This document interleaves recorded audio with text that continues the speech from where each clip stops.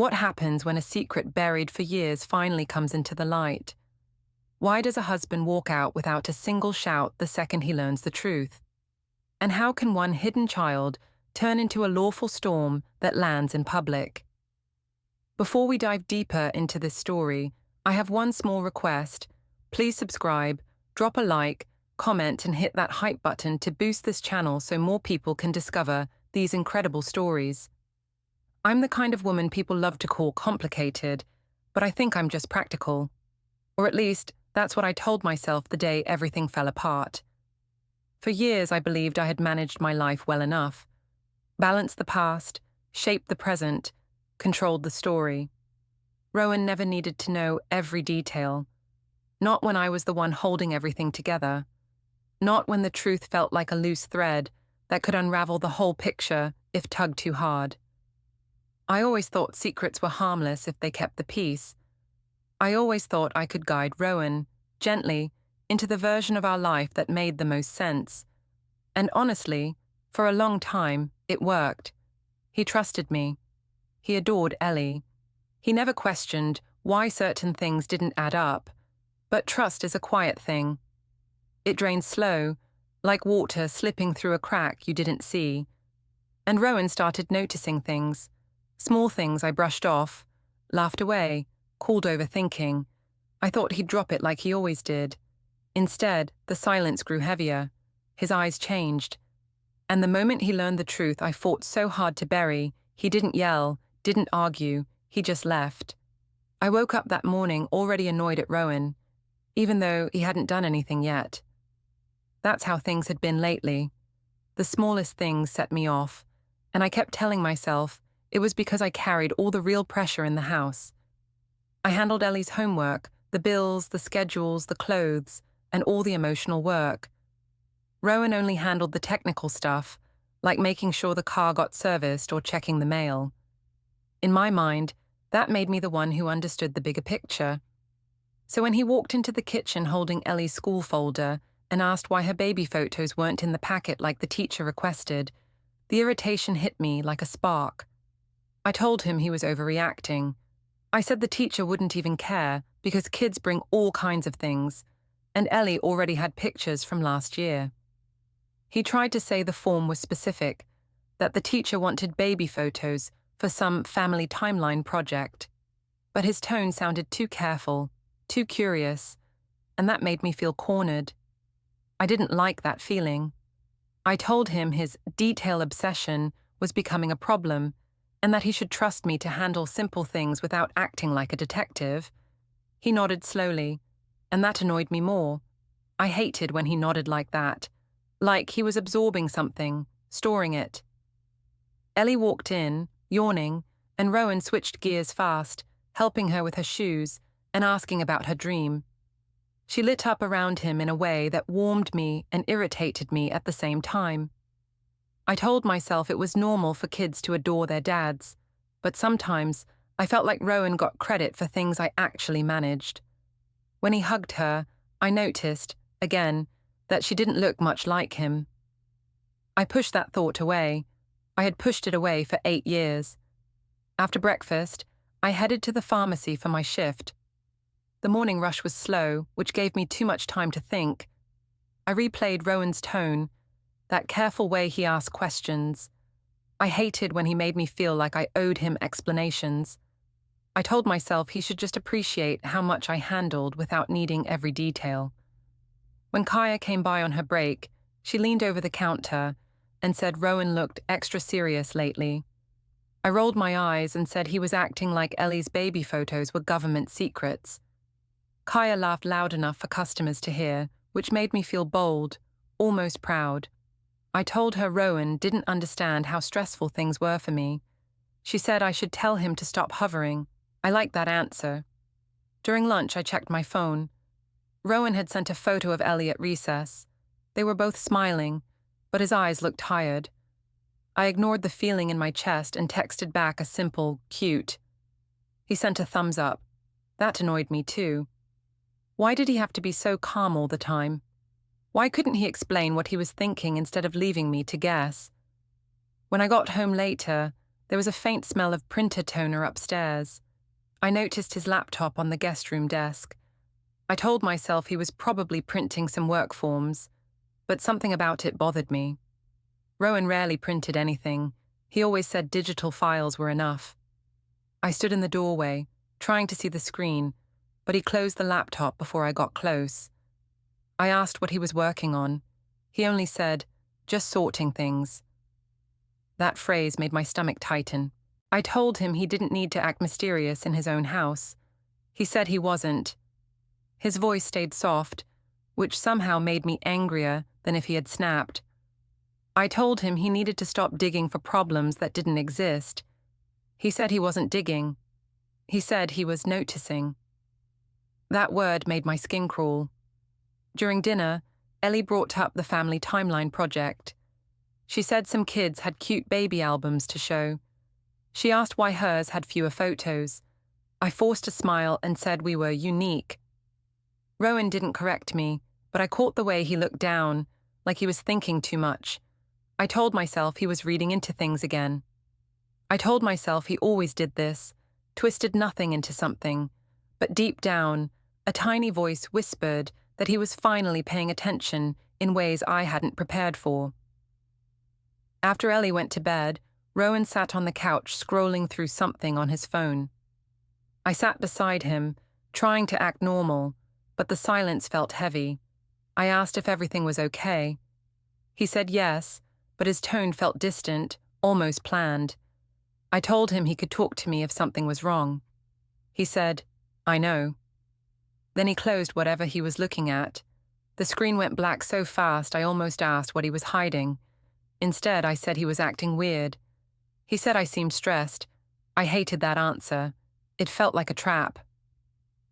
Later, as I passed the kitchen, I saw a sticky note fall out of his jacket pocket. I picked it up. "Bring forms." I laughed under my breath, telling myself it meant nothing. Probably work stuff. Probably nothing at all. Still, I put the note back exactly where it fell, even though my hands felt strangely cold. When I finally lay in bed, Rowan stayed downstairs.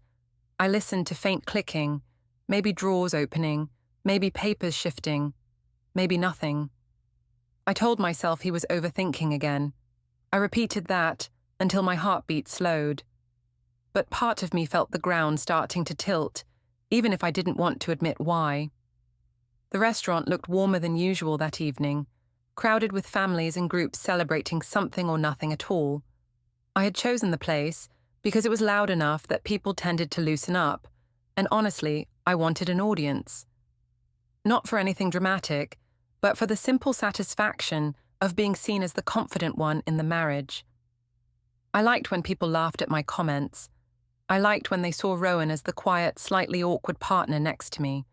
It made me feel sharper, brighter.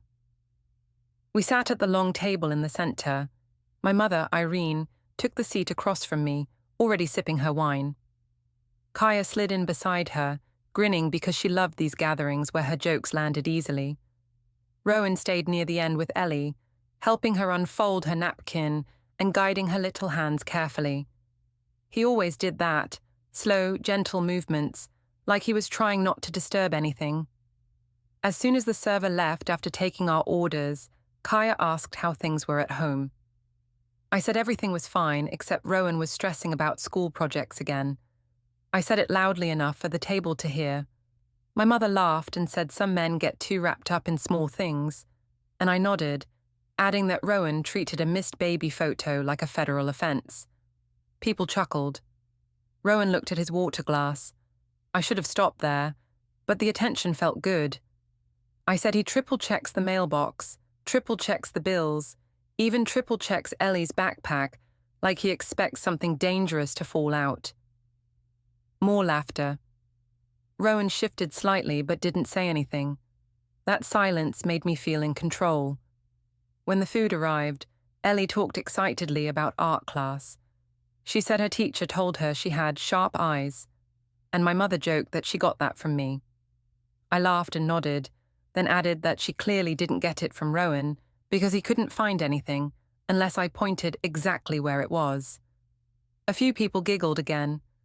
I noticed Rowan's jaw tighten for the first time.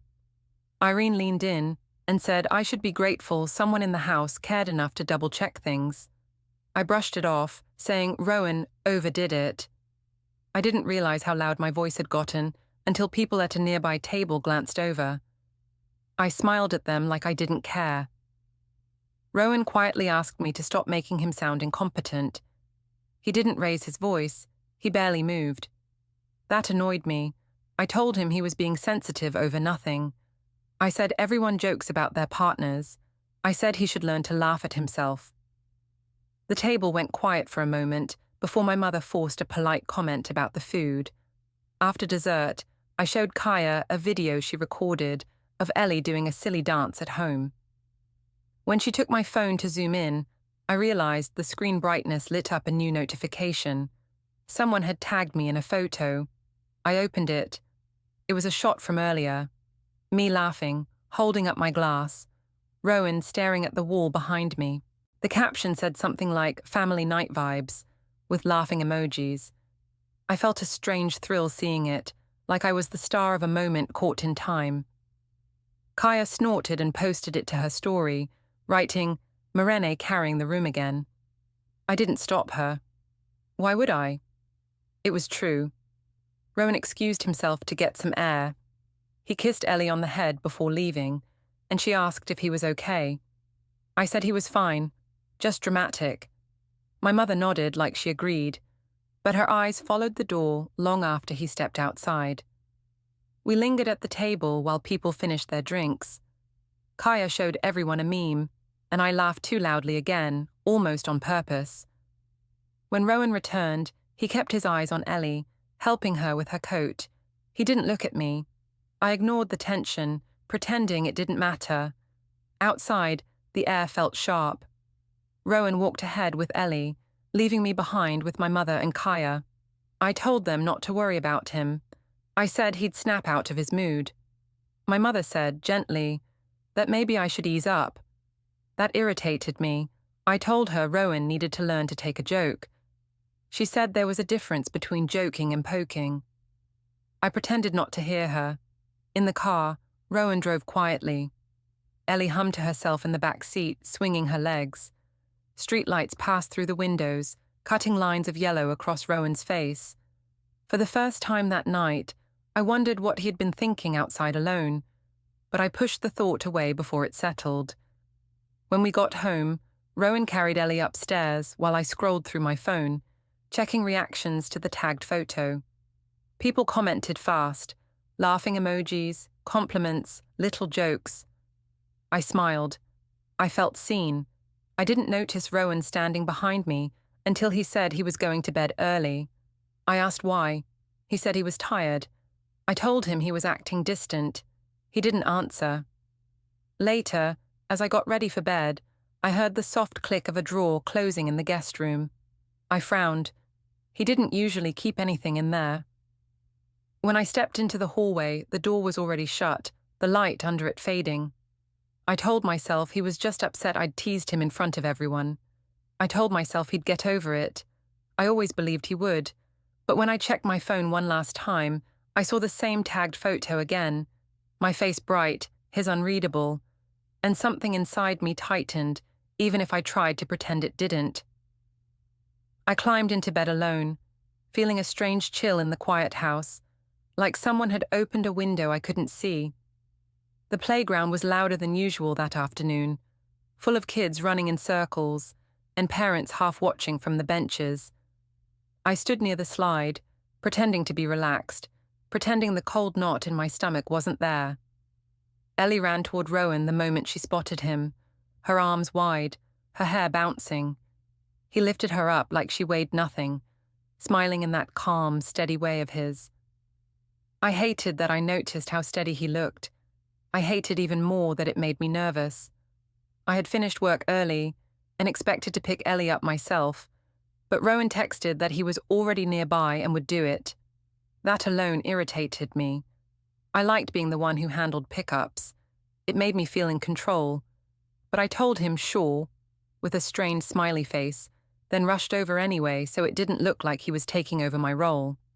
As I reached them, Ellie asked if I saw the drawing she made in art class. She said the teacher told her she had strong eyes for details. I joked that she got that from me. Rowan didn't laugh. He only said the drawing was beautiful. That bothered me too. How he avoided reacting to my jokes, like he was keeping himself in check. A group of parents nearby whispered and glanced over. I thought they were judging me, though I had no proof. Maybe it was because I still had my work badge on.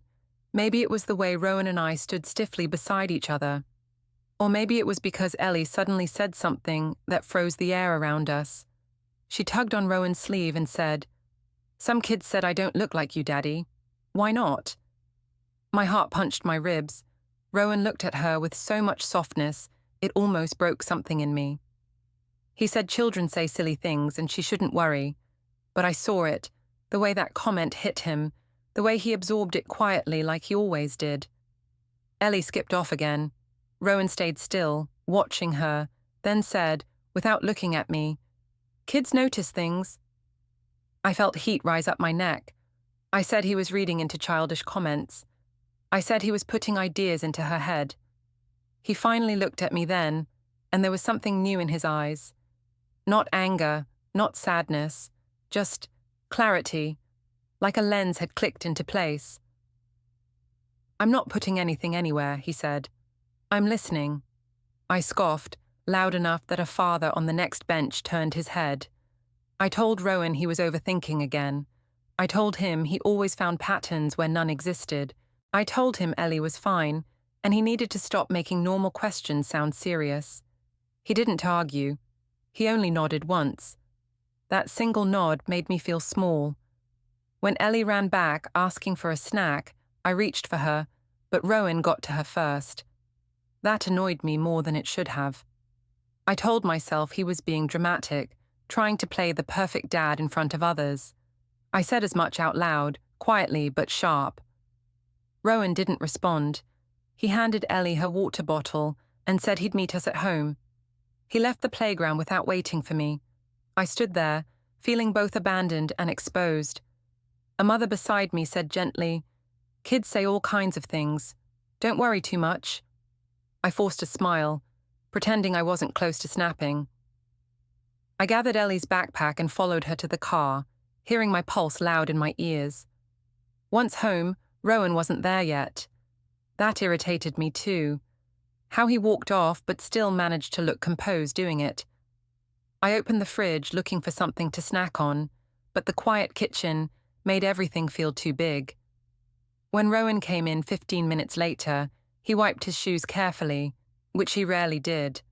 A small thing, but it bothered me. He moved differently, methodically. I asked why he left.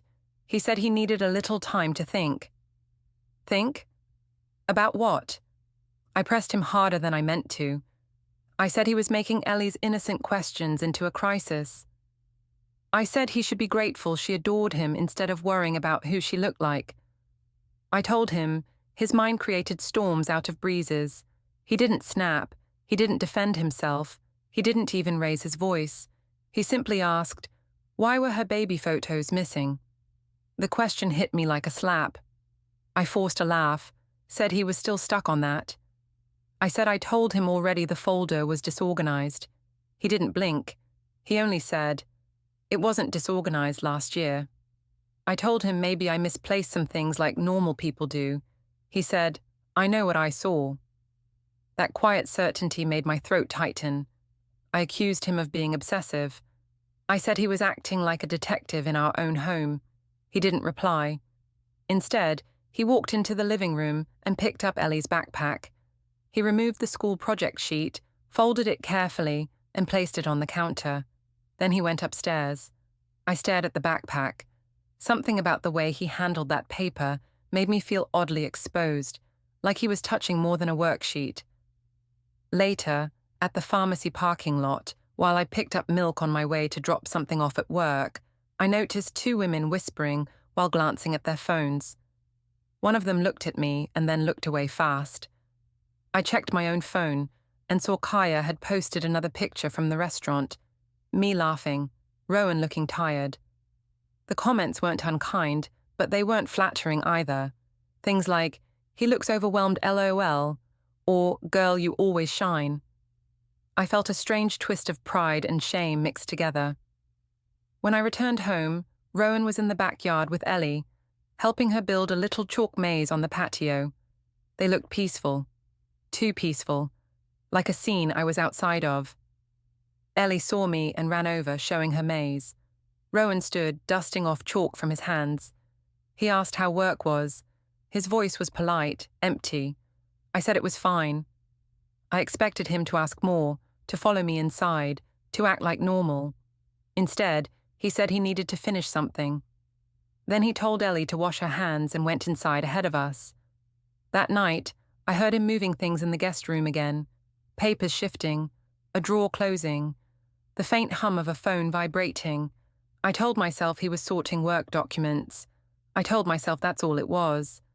But when I walked past the room, the door was shut and locked. Locked. Rowan never locked doors. I stood in the hallway for a long moment, hearing the quiet shuffle of pages on the other side. My chest tightened. My hands went cold. I wanted to knock, demand he open it, demand he explain this sudden distance. But my pride held me still. I whispered to myself that he was being dramatic, that he would calm down, that he always calmed down.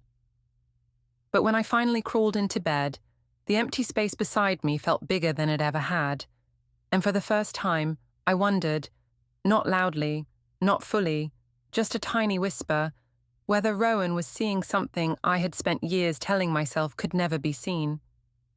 Kaya's apartment always smelled like cheap candles and reheated pasta, but she liked to call it her creative space.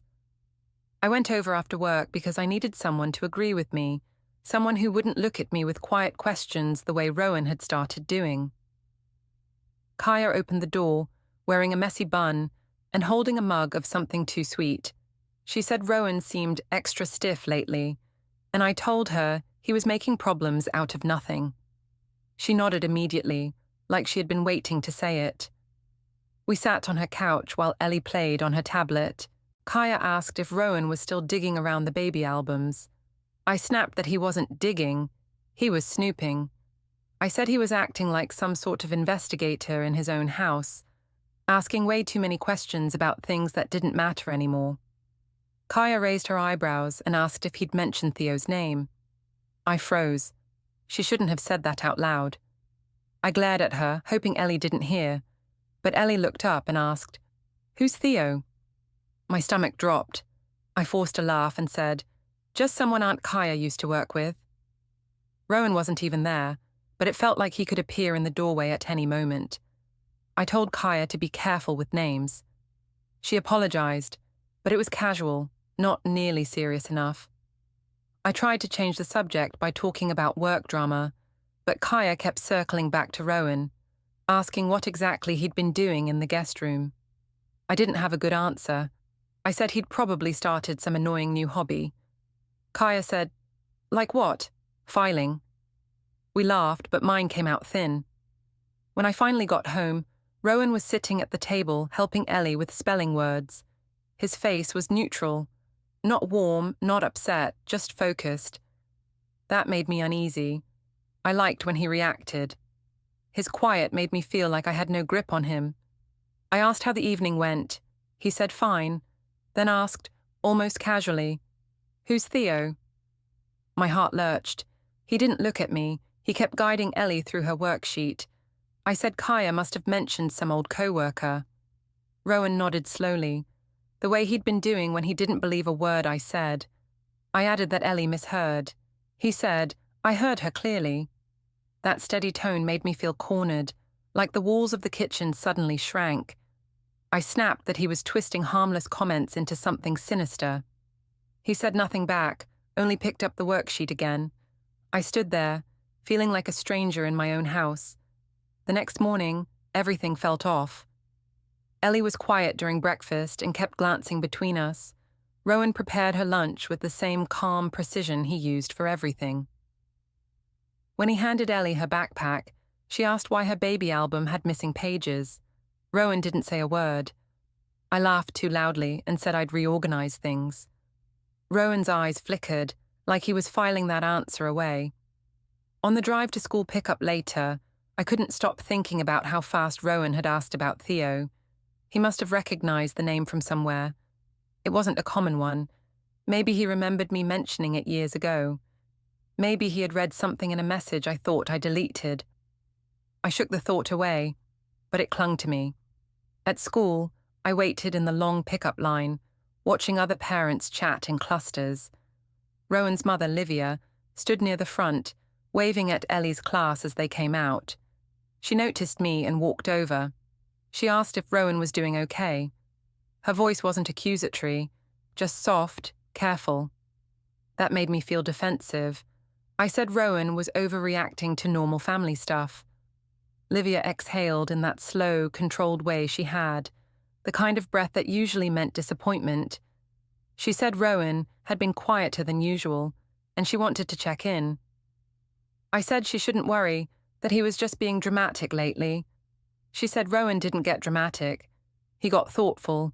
Then she added, thoughtful can be dangerous when someone has been hurt. That sentence burned. I told her nothing was wrong. She nodded, but her eyes said she didn't believe me.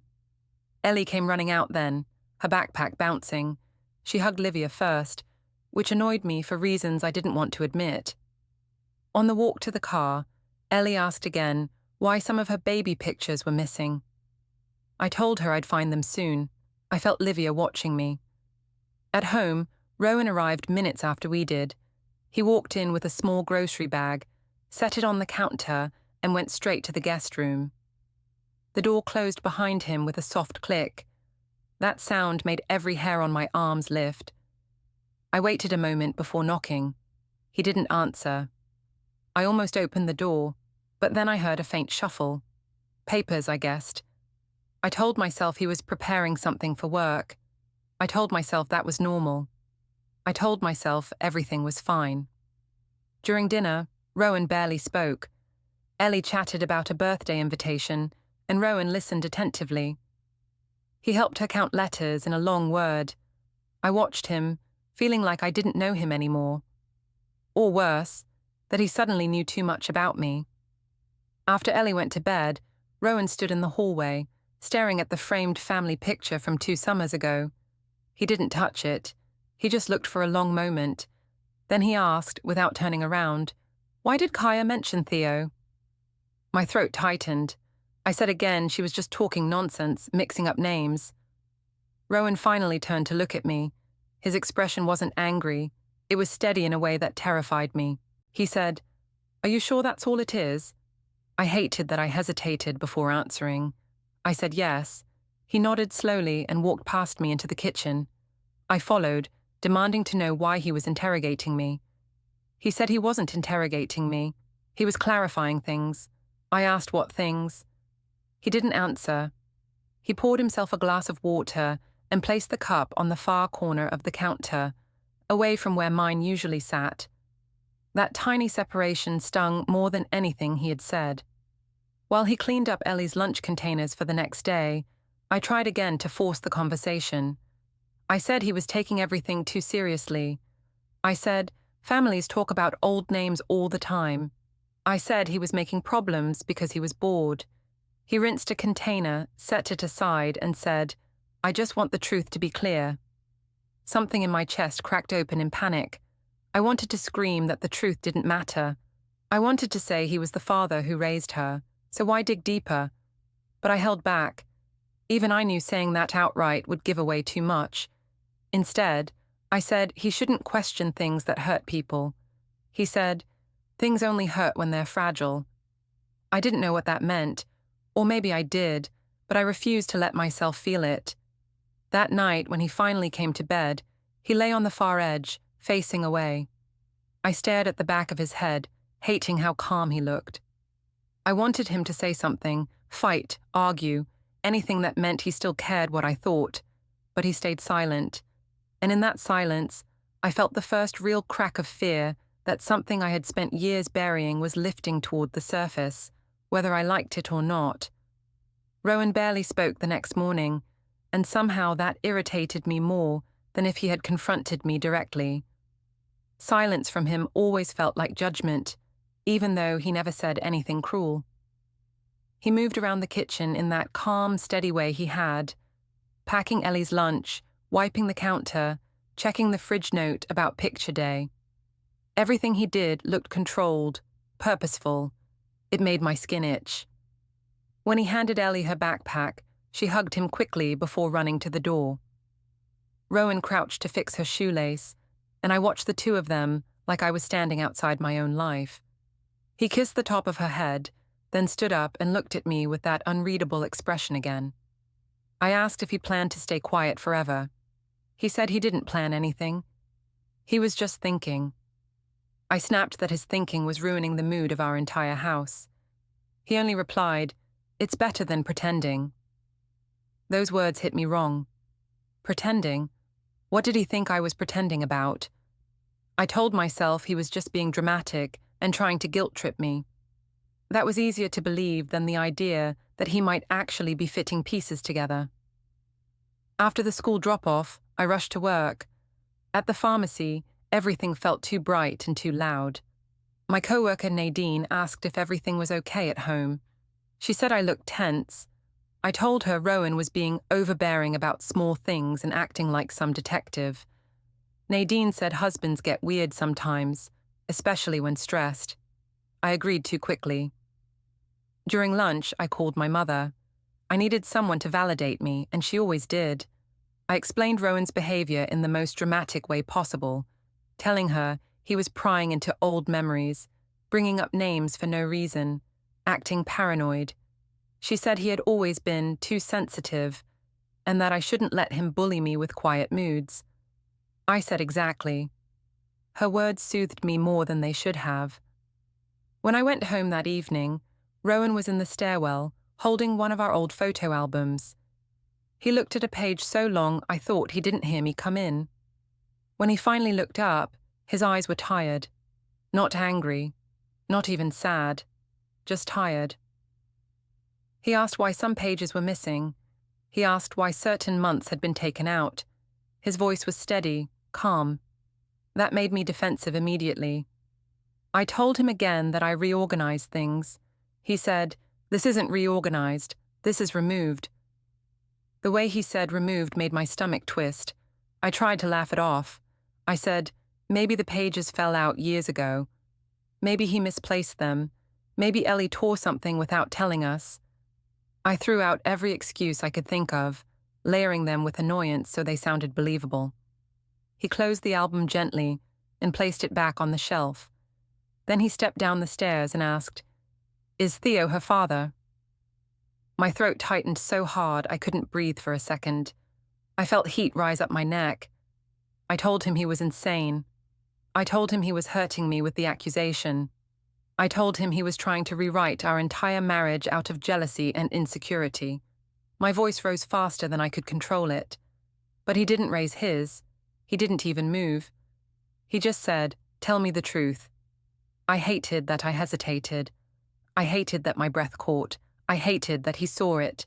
I spat out that he was being cruel, that he was attacking me unfairly, that he was forgetting all the years he had been Ellie's father, that biology didn't change love, that the past didn't matter.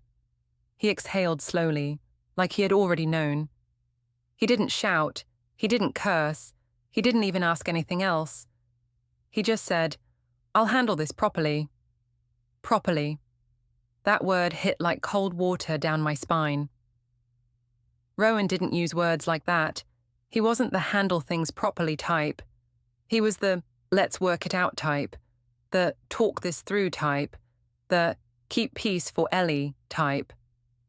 But when he said properly, something in his voice had changed, something final. He walked past me into the kitchen, rinsed his hands, and went upstairs. The calmness, the absolute stillness, felt worse than anger. I stood in the stairwell, gripping the railing so hard my fingers hurt. My entire body shook with something I couldn't name. Fear, guilt, anger, maybe all of it. I went to Kaya's later, needing someone to assure me I wasn't losing control. I told her Rowan was threatening me, accusing me of horrible things. I didn't mention the exact question he asked, about Theo, but she didn't need to hear it to know what I meant. She told me Rowan was bluffing. She told me he would never leave me. She told me no man would walk away from a child he raised for 8 years. I clung to her confidence because mine was fading. When I got home, Rowan had already put Ellie to bed. I peeked in her room and kissed her forehead. Then I walked down the hall and noticed his phone screen lighting up in the dark. He picked it up and silenced something before I could see it. I could hear my pulse in my ears. I asked if he planned to sleep in the guest room again. He said yes. I told him we needed to talk. He said, "We will, soon." He closed the guest room door gently. The latch clicked in a way that felt like a lock, even though I wasn't sure if it was. Later, as I stood in the kitchen drinking water I didn't want, his phone vibrated on the counter where he had left it earlier. The screen lit up just enough for me to see a calendar alert at the top. Downtown, 10:40 a.m. My stomach dropped so hard I had to grip the counter. Downtown, not work, not errands, not something he usually wrote. The time was too specific, the wording too formal. I stared at the screen until it dimmed again, feeling the ground tilt beneath me, feeling air tighten in my lungs. I told myself it was nothing, but the lie didn't hold. Not this time. When I finally went upstairs, the guest room door was still closed, still quiet, still locked, and I knew, deep down, past every layer of denial, that Rowan was done waiting for me to tell the truth on my own. The courthouse lobby smelled like floor polish and cold air, the kind that slips under your clothes and makes you feel exposed. I hadn't planned to walk in. I had only planned to wait outside and confront Rowan the moment he stepped through the doors. But when I saw him through the glass wall, standing near the security desk with his hands folded, calm as a stone, something pushed me forward. Maybe pride, maybe panic, maybe the simple fact that he looked like he didn't need me anymore. Ellie was at school. My mother thought I was running errands. Kaya had texted 3 times saying I should show strength, whatever that meant. I didn't answer. The closer I got to Rowan, the more it felt like the hallway stretched, like every step made the ground tilt. He didn't look surprised to see me. He didn't flinch. He only said, "You shouldn't be here." I told him he didn't get to decide where I went. I tried to sound confident, but it came out thin. My voice shook in a way I hoped he didn't hear. I asked why he was here. I asked what he was planning. He stared at me in that quiet, steady way that made me feel transparent. "You know what this is," he said. I hated that my heartbeat jumped. I hated that he looked so composed, while I felt like I was balancing on glass. I said he was being dramatic. I said he was trying to ruin our family over a misunderstanding. I said he had no right to walk away and make decisions alone. He didn't reply. People milled around us. Lawyers in suits, parents carrying folders, a couple arguing softly by the metal detector. No one paid attention to me yet, but I felt eyes anyway. I always felt watched when things slipped from my control. I stepped closer and told Rowan he was abandoning Ellie, that he was hurting her, that everything he was doing was cruel. He blinked once, slow, like the words hit something deep but unmoving. "I'm doing this for her," he said. I laughed too loudly, sharp and brittle. I said he was lying. I said he wanted to punish me. I said he couldn't prove anything. He didn't argue. He just breathed. Calm. Controlled. The elevator dinged behind us, and a man in a grey jacket stepped out holding a brown envelope. He walked with purpose, too direct, too familiar with the space. My stomach tightened. I told myself he was just another clerk, another stranger, but he came straight toward us, straight toward me. He asked my name. I froze. I opened my mouth to deny it, but Rowan spoke for me. "She's Maren Vale." The man handed me the envelope. Not roughly, not kindly, just professionally, almost politely. My fingers closed around it before I understood what was happening. The lobby seemed to go silent even though it wasn't. My pulse drowned everything out. The man said a few words, something formal, something final, but all I heard was the blood rushing in my ears. Then he walked away, leaving me holding the weight I'd spent years pretending didn't exist. I looked at Rowan, expecting him to soften, to explain, to say something that made this feel less real. But he only watched me, his face steady in a way I had never seen before. I opened the envelope with shaking hands. Inside were papers, official, stamped, unmistakable. Words jumped out even before I could fully process them. Petition, custody determination, genetic testing, temporary parenting plan. I felt everything inside me drop. My legs wobbled, my throat dried. I tried to speak, but nothing came out. I looked up and said his name, almost a whisper. Rowan didn't look away. "You're doing this?" I managed. "To us?" "To the truth," he said quietly. I shook my head, desperate to regain control. I told him this was unnecessary, that he didn't need tests, didn't need papers, didn't need strangers deciding our family. I told him we could handle things at home. I told him he was abandoning everything we built. He didn't move. "You made choices," he said. "Now I'm making mine." People had begun to notice us now. A woman holding a briefcase lingered. A man waiting for the elevator glanced over. The clerk at the security desk lowered her eyes, trying not to watch but failing. Their attention felt like a spotlight, and suddenly, I wasn't the confident woman from those restaurant photos. I wasn't the loud voice in family dinners. I wasn't the one steering the story. I was the one holding papers I couldn't escape. I said he couldn't do this. He said he already had. I said he was ruining Ellie's life. He said Ellie deserved clarity. I said I was her mother. He said that wouldn't change. I didn't understand how he could stay so calm, how he could dismantle our life without raising his voice, how he could look at me with that steady sadness that felt worse than anger. The envelope slipped a little in my grip. The edges bent under my fingers. I took one step toward him, but he stepped back, not far, just enough to make the message clear. Distance. A new distance I had no control over. He told me he'd talk to me after the initial appointment was scheduled. His tone was not cold, but it was final. He turned toward the hallway that led deeper into the building, the place where decisions were recorded in ink instead of words. I called his name again, louder this time. A few heads turned. Rowan didn't.